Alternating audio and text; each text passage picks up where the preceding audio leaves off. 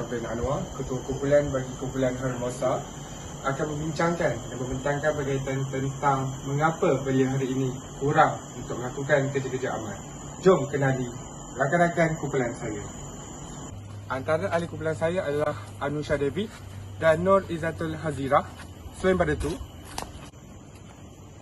Aimi Nordiana, Siti Nol Balkis dan Angela Anthony. Jom kita kenali apa itu belia. Belia merupakan satu golongan usia daripada umur 18 tahun sehingga 30 tahun. Belia ini boleh terdiri daripada mahasiswa seperti kita, antara lain adalah anak-anak muda dan sesiapa sahaja yang berusia 18 hingga 30 tahun. Namun begitu, belia pada hari ini lebih dipandang tinggi kerana kebanyakan belia hari ini berpendidikan tinggi macam kita. Namun begitu, belia hari ini boleh dilihat secara progresifnya kerana kita mempunyai kementerian sendiri iaitu Kementerian Belia dan Sukan. Selain pada itu, belia pada hari ini juga boleh ditakrifkan kepada sesiapa sahaja anak muda yang mempunyai ruang lingkup dan usia yang muda, mempunyai kemahiran tinggi maupun kemahiran yang rendah, tetapi mereka berjaya untuk membuktikan bahawa belia pada hari ini sayang kepada negara. Berdefinisikan apa makna sukarelawan. Sukarelawan adalah satu usaha dan kerja yang dilakukan tanpa memerlukan wang ringgit.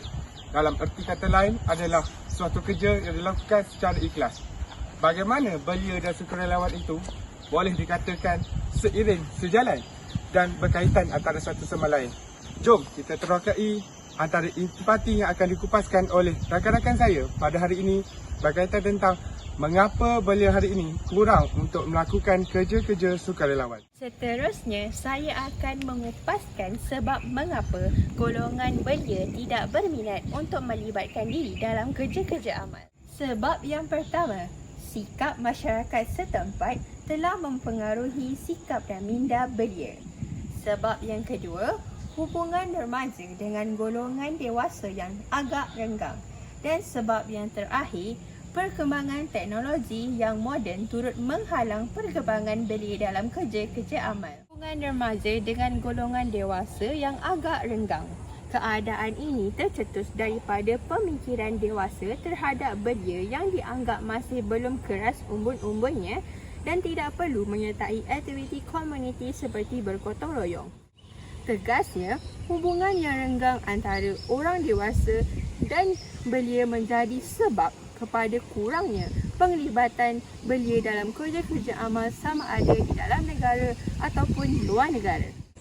Seterusnya, saya akan membincangkan tentang akibat golongan belia tidak berminat melibatkan diri dalam kerja-kerja amal. Okey, akibat yang pertama adalah kejatuhan nilai mundi dan sosial menjadi semakin serius. Dan akibat yang kedua membuatkan kehamilan negeri semakin pudar. Sekiranya ini dibiarkan, maka adalah tidak mustahil pada satu masa nanti kejatuhan nilai mundi dan sosial menjadi semakin serius. Hal ini disebabkan tiada sifat kekitaan dan simpati kerana sering menjauhkan diri dari masyarakat sehingga tidak menghiraukan apa yang terjadi kerana tiada sifat tanggungjawab dalam itu. Disebabkan itu, ramai generasi muda sekarang sangat lantang memberi kritik, menemplak dan meluahkan perasaan atas segala aspek yang dirasakan tidak ada pada perspektif mereka tanpa menghiraukan perasaan orang lain. Bukan itu sahaja, isu ini akan membuatkan keharmonian negara kita semakin pudar kerana kurang kesepakatan yang diamalkan oleh generasi akan datang. Malah mereka akan terus saling menyakiti satu sama lain. Dalam hal ini, semua golongan terlibat dengan memainkan peranan dan tiada yang terkecuali. Penekanan yang diberikan haruslah seimbang dari segi penghayatan terhadap nilai moral dan penerapan etika dalam diri setiap insan di negara ini, khususnya di Malaysia. Sebab kata pepatah, bulat air kerana berketong, bulat manusia kerana maafkan. Selamat sejahtera. Saya Anusha ingin membentangkan cara-cara mengatasi isu golongan belia kurang memberi penglibatan dalam kerja-kerja amal. Pertama sekali, golongan dewasa dalam sesebuah jawatan kuasa perlulah memberi kerjasama bersama belia untuk menarik minat mereka untuk menerajui diri dalam kerja-kerja amal. Orang dewasa perlulah menjadi mentor untuk belia untuk bekerja lebih aktif dalam satu jawatan kuasa. Pendapat alternatif yang kedua, jawatan kuasa perlulah menilai penglibatan belia dalam aktiviti kerja-kerja amal dengan menilai kekuatan mereka, kelemahan mereka dan cara mengatasi kelemahan mereka untuk meningkatkan kualiti penglibatan belia dalam kerja-kerja amal. Alternatif yang ketiga, galakkan belia untuk mengenal pasti minat dan aktiviti mereka sendiri untuk membuat perubahan yang positif di kalangan belia-belia sekarang. Alternatif yang keempat, iaitu yang terakhir, membenarkan belia untuk menghadapi masalah sosial yang serius dan menjadi warga masyarakat yang aktif, di mana melalui mendedahkan mereka kepada masalah sosial, mereka dapat lebih mengenali pasti isu yang berlaku di kalangan masyarakat sekarang. Pada hari ini saya akan membicarakan topik kepentingan etika. Seperti yang kita sudah maklum, kepentingan etika terbagi pada 4, iaitu individu, keluarga, masyarakat dan juga organisasi. Berbalik kepada tajuk kita, iaitu mengapakah golongan belia tidak berminat untuk menyertai kerja-kerja amal. Kepentingan etika yang terdapat dalam tajuk itu ialah dapat mewujudkan sifat empati dalam diri. Hal ini dikatakan demikian kerana apabila seseorang itu menyertai sesebuah kerja-kerja amal, ia akan mewujudkan sifat empati terhadap golongan yang dibantu oleh mereka, sekaligus dapat membuatkan mereka merasakan indahnya sifat saling membantu. Seterusnya, kepentingan etika terhadap keluarga pula ialah dapat mewujudkan keharmonian. Hal ini disebabkan oleh apabila seseorang itu menyertai kerja-kerja amal, maka di dalam sebuah institusi kekeluargaan itu akan terbitnya sikap tolak ansur sesama ahli keluarga. Seterusnya, keharmonian dapat diwujudkan. Selain itu, dapat meningkatkan reputasi sesebuah organisasi. Hal ini kerana apabila sesebuah organisasi itu terlibat dalam kerja-kerja amal, maka kepercayaan terhadap sesebuah organisasi itu dapat dipupuk. Seterusnya, dapat meningkatkan nama baik sesebuah organisasi tersebut. Akhir sekali, kepentingan etika terhadap masyarakat. Tidak dapat disangka lagi, kepentingan etika terhadap masyarakat dapat memelihara kesejahteraan.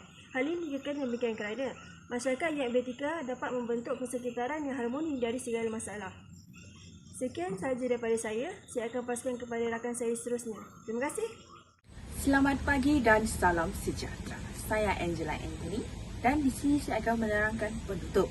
Bulan semakin terang, bayang kian jelas bahawa kerja-kerja amal harus dipupuk sejak awal lagi dalam diri belia kerana ia merupakan asas kepada warga negara yang prihatin, bertanggungjawab dan saling membantu, tidak kira agama, warna kulit ataupun kaum.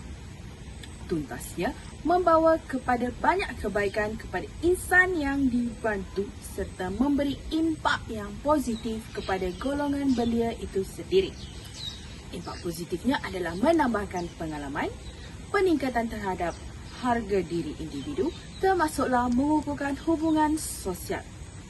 Selain itu, kerja-kerja amal juga dapat melahirkan individu yang berhati mulia serta berintegrasikan dan menyatupadukan masyarakat. Menariknya, kerja-kerja amal juga berupaya bertindak sebagai pendinding kepada golongan belia daripada terjebak dalam gejala negatif. Golongan belia dapat menjadi teladan kepada masyarakat antarabangsa seperti mana yang dilakukan oleh masyarakat Jepun yang membersihkan kawasan sekitar stadium setelah selesai menonton perlawanan bola sepak, iaitu FIFA 2022. Kita juga dapat menjadikan Yayasan UMP sebagai inspirasi untuk melakukan kerja-kerja amal seperti mengagihkan bantuan makanan pada pelajar yang memerlukan serta anda dapat merasai pengalaman membuat kerja-kerja amal di dalam atau di luar Malaysia. Seterusnya dan yang terakhir adalah inspirasi anak muda masa kini adalah Ustaz Abid Liu yang sentiasa menyalurkan bantuan sepantas kilat kepada golongan yang memerlukan sekaligus menyebarkan dakwah beliau sebagai pejuang agama Islam.